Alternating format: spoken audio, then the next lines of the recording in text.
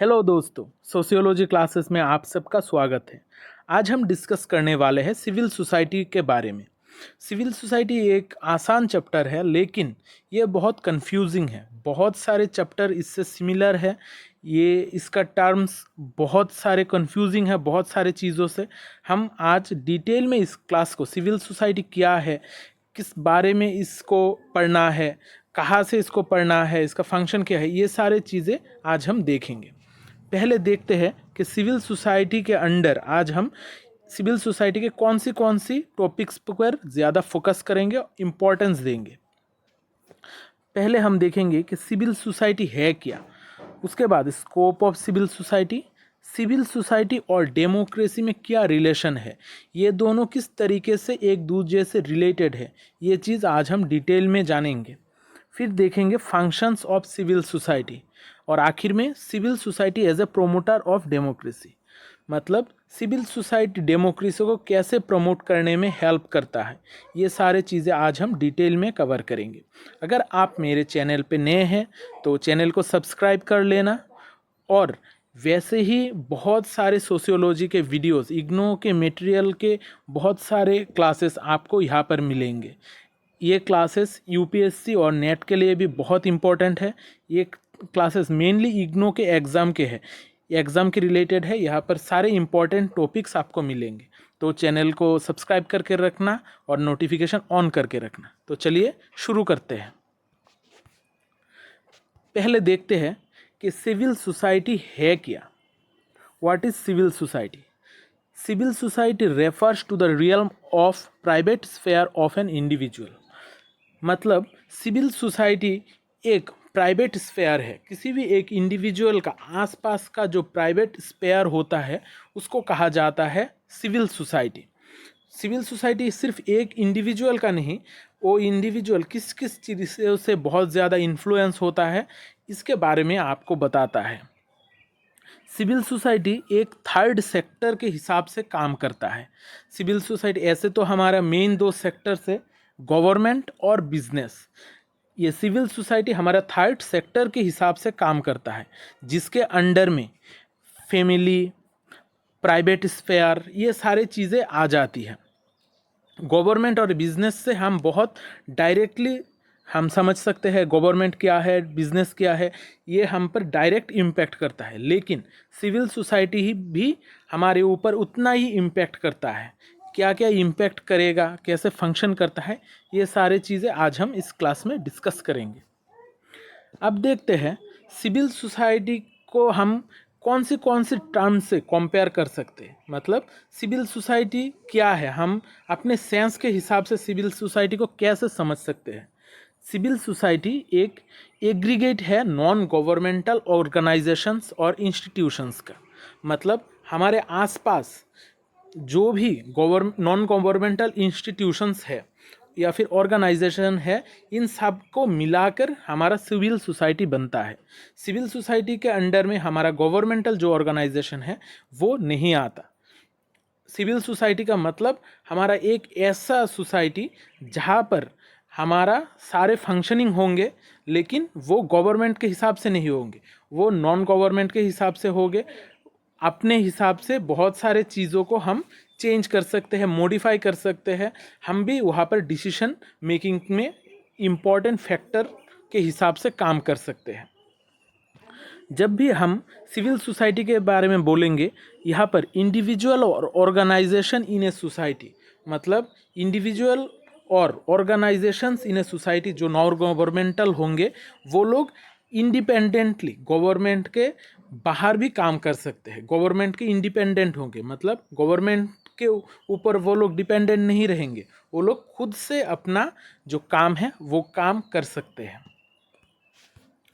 अब scope of civil society, हम कौन सी जगह पर सिविल सोसाइटी को यूज़ करते हैं, या फिर हमारा स्कोप ऑफ सिविल सोसाइटी क्या है, हमारा कहाँ पर हम सिविल सोसाइटी को यूज़ कर सकते हैं। हम कोई भी हमारा रिवोल्यूशन लाने के लिए, कोई भी ह्यूमन राइट्स के इश्यूज़ के लिए, वोमेन इश्यूज़ के लिए, किसी भी इंसान को डिसेबल को राइट दिलाने के लिए, इलेक्शन मॉनिटरिंग के लिए और एंटी करप्शन के लिए हम सिविल सोसाइटी बहुत ज़्यादा इम्पोर्टेंट होता है।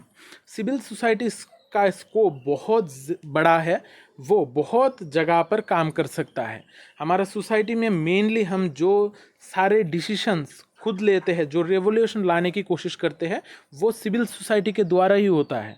हम जब भी कोई मूवमेंट या फिर किसी के विरुद्ध जाकर कुछ करते हैं, गवर्नमेंट के विरुद्ध जाकर करते हैं, वो सारे चीज़ें सिविल सोसाइटी के द्वारा ही होता है।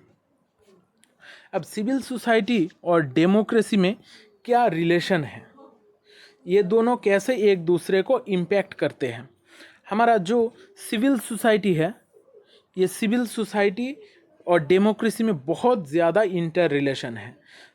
अगर किसी सोसाइटी में पहले डेमोक्रेसी आ गया, फिर उसको कायम रखने का पूरा जिम्मेदारी सिविल सोसाइटी के पास ही होता है।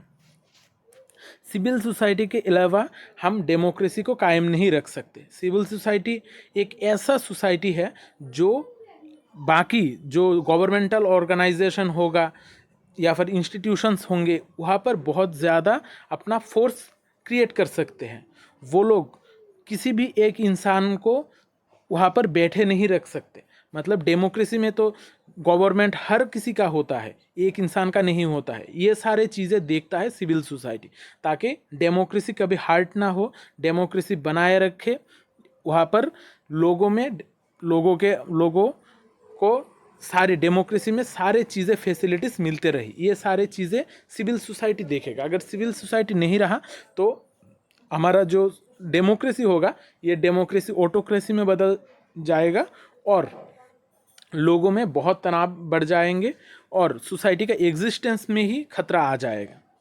हम ये सारे चीज़ें एग्जाम्पल पे देख सकते हैं कि ईस्टर्न यूरोप में साउथ अफ्रीका, सर्बिया, फिलीपींस, ये सारे जगहों पर डेमोक्रेसी बजाए हैं। डेमोक्रेसी कैसे बजाए हैं?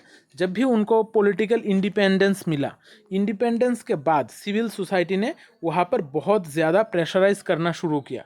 वहाँ पर डेमोक्रेसी का मॉडिफिकेशन के लिए बहुत ज़्यादा काम किया। सिविल सोसाइटी मतलब वहाँ के जो लोग हैं, सारे लोग मिलकर उस चीज़ को कंट्रोल कर रहे हैं। कोई एक इंसान कंट्रोल नहीं कर सकता। इसलिए डेमोक्रेसी को बजाय रखने के लिए सिविल सोसाइटी बहुत इम्पॉर्टेंट एक फैक्टर है और सिविल सोसाइटी का इम्पोर्टेंस ज़्यादा हो जाता है, फंक्शनिंग भी वहाँ पर ज़्यादा ही है। फिर देखते हैं हमारा सिविल सोसाइटी का फंक्शन क्या क्या है। सिविल सोसाइटी डेमोक्रेटिक ऑर्डर में क्या क्या फंक्शन करता है। सिविल सोसाइटी लिमिट करता है स्टेट के पावर को। जो हमारा स्टेट का पावर होता है, जो हमारे ऊपर पॉलिटिकल एब्यूसेस या फिर वायोलेशन कर सकता है लॉ को, ये सारे चीज़ों को लिमिट करता है सिविल सोसाइटी। सिविल सोसाइटी इन सारे चीज़ों को रोकने की कोशिश करता है। ये कोई मूवमेंट के द्वारा भी हो सकता है या फिर बहुत सारे लोगों का एक साथ इन्वॉल्वमेंट भी हो सकता है। सिविल सोसाइटी के वजह से सिटीजन में एम्पावरमेंट होती है, सिटीजन एम्पावर होता है। जो भी पॉलिटिकल एफिशिएंसी है और लोगों में स्किल है डेमोक्रेसी को लेकर, ये सारे चीज़ों को इंक्रीज़ करने का मेन काम करता है सिविल सोसाइटी। अगर सिविल सोसाइटी ना हो तो पॉलिटिकल एफिशिएंसी और पॉलिटिकल स्किल जो है वो एकदम कम हो जाएगा। इसलिए पॉलिटिकल एफिशिएंसी और स्किल को बजाय रखने के लिए किसी भी डेमोक्रेसी में हमें सिविल सोसाइटी का बहुत ज़्यादा इम्पोर्टेंस है। जिस जगह का सिविल सोसाइटी जितना ज़्यादा अच्छा होगा, उस सोसाइटी में डिसीजन लेने का क्षमता ज़्यादा होगा, वहाँ पर डेमोक्रेसी ज़्यादा अच्छी तरीके से रन करेगा। ये सिविल सोसाइटी जो है वो इनकलकेट और प्रमोट करने के लिए बहुत ज़्यादा इस्तेमाल किया जाता है। वो लोग क्या प्रमोट करते हैं? वो लोग प्रमोट करते हैं डेमोक्रेटिक एट्रीब्यूट्स। जो भी सिटीज़न होते हैं, सिटीज़न के अंदर, सिटीजन्स में डेमोक्रेटिक एट्रीब्यूट्स बहुत ज़्यादा प्रमोट करते हैं।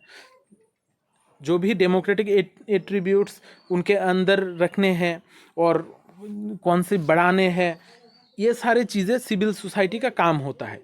इसलिए सिविल सोसाइटी बहुत ज़्यादा इम्पोर्टेंस रखता है। सिविल सोसाइटी का एक बहुत इम्पोर्टेंट काम है to provide avenues for political parties. मतलब पॉलिटिकल पार्टीज़ को जो भी फंड होंगे या फिर जो भी ज़रूरी चीज़ें होंगी वो सारी चीज़ें प्रोवाइड करेगा सिविल सोसाइटी। सिविल सोसाइटी के द्वारा ही प्रोवाइड किए गए फंड्स से ही, पैसों से ही वो सिविल सोसाइटी के लिए काम करेंगे। सिविल सोसाइटी से ही हमारे पॉलिटिकल पार्टीज़ को सारी चीज़ें मिलती है। इसी चीज़ों से यूज़ करके वो पॉलिटिकल पार्टीज़ अपना आर्टिकुलेशन, एग्रीगेट और उनका रिप्रेजेंटेशन पेश करते हैं। वो रिप्रेजेंटेशन पेश करने के लिए जो सारी चीज़ें ज़रूरी है वो सिविल सोसाइटी पॉलिटिकल पार्टीज़ को प्रोवाइड करती है। फिर सिविल सोसाइटी का और कौन सा इम्पोर्टेंट फंक्शन है? वो लोग, सिविल सोसाइटी का एक बहुत ही इम्पोर्टेंट फंक्शन है लीडरशिप जनरेटिंग एजेंसी के हिसाब से। मतलब सिविल सोसाइटी लीडरशिप जनरेट करता है। हमारे सोसाइटी में किस तरीके से लीडर होंगे, लीडर को कैसे बनाना है, ये सारे चीज़ें हमारा सिविल सोसाइटी है। सिविल सोसाइटी ही रिक्रूट करते हैं, इंफॉर्मेशन प्रोवाइड करता है उस लीडर को। लीडर कैसा होगा, हमारा सिविल सोसाइटी जैसा होगा, लीडर भी हमारा वैसा ही होगा। इसलिए सिविल सोसाइटी का बहुत अच्छा होना बहुत इम्पोर्टेंट है किसी सोसाइटी के लिए। अगर कोई भी वेल फाउंडेड सिविल सोसाइटी हो तो वो एक शॉक एब्जॉर्बिंग इंस्टीट्यूशन के हिसाब से काम कर सकता है।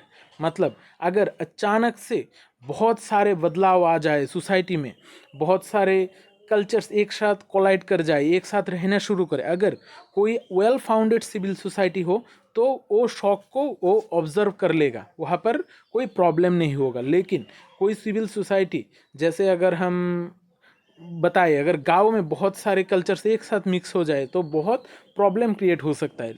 अगर यही चीज़ हमारा शहरों में, बड़े बड़े शहरों में, मेट्रोपॉलिटन सिटीज़ में हो तो वो चीज़ मैनेज हो जाता है, वो लोग में कोल्यूजन नहीं होता है। इसलिए एक सिविल सोसाइटी को वेल फाउंडेड होना चाहिए ताकि वो एक शॉक ऑब्जर्विंग इंस्टीट्यूशन के हिसाब से काम कर सके। इसके अलावा भी अगर बहुत सारे प्रॉब्लम सोसाइटी में क्रिएट हो जाए तो वो सिविल सोसाइटी उन सारे चीज़ों से बचा सकता है सोसाइटी को। सिविल सोसाइटी जनरेट करता है पब्लिक एंड पॉलिटिकल सपोर्ट।